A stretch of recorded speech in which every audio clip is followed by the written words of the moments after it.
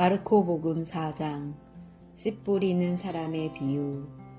예수님께서 다시 호숫가에서 가르치기 시작하셨다.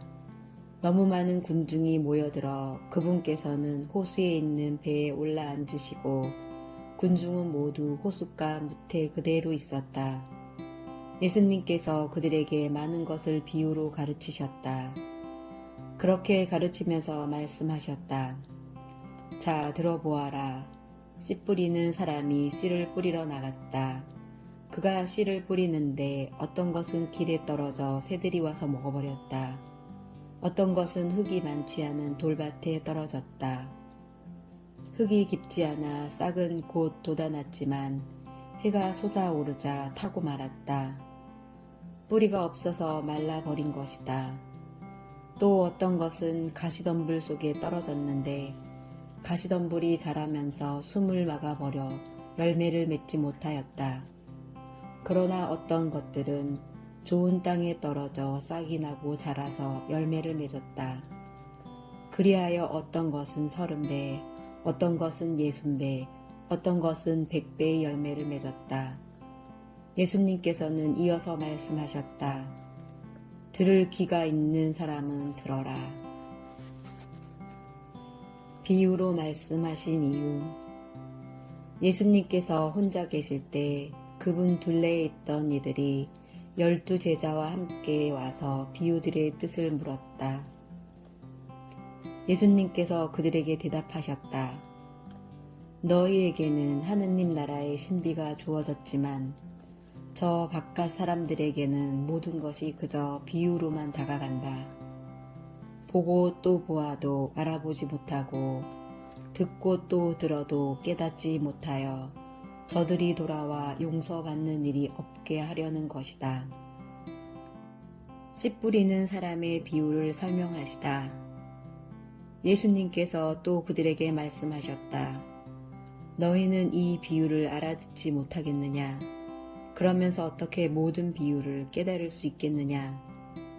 씨 뿌리는 사람은 실상 말씀을 뿌리는 것이다. 말씀이 길에 뿌려지는 것은 이러한 사람들을 두고 하는 말이다. 그들이 말씀을 들으면 곧바로 사탄이 와서 그들 안에 뿌려진 말씀을 앗아가 버린다. 그리고 말씀이 돌밭에 뿌려지는 것은 이러한 사람들이다. 그들은 말씀을 들으면 곧 기쁘게 받는다.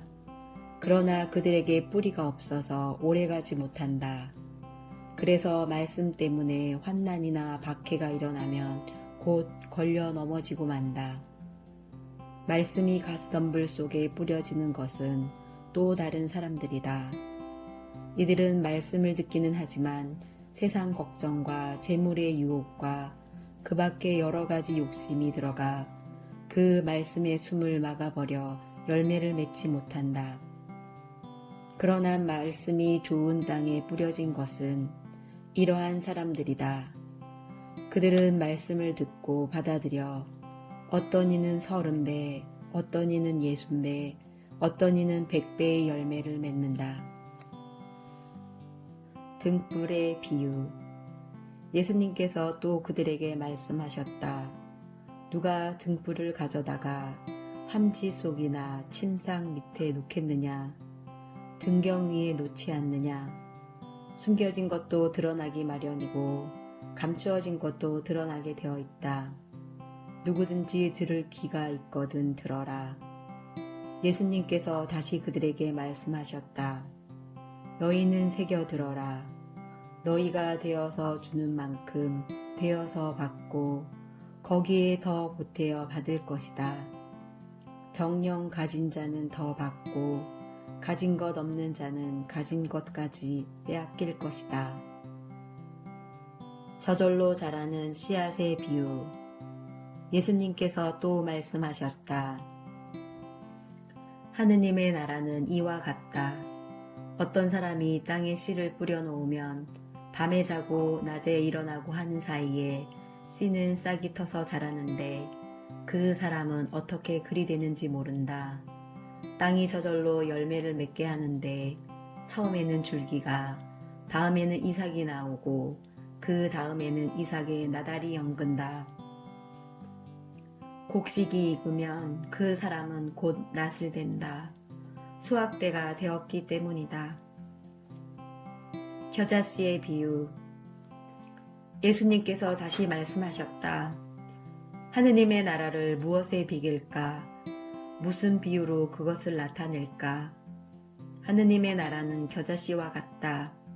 땅에 뿌릴 때에는 세상의 어떤 씨앗보다도 작다. 그러나 땅에 뿌려지면 자라나서 어떤 풀보다도 커지고 큰 가지들을 뻗어 하늘의 새들이 그 그늘에 깃들을 수 있게 된다. 비유를 들어 가르치시다.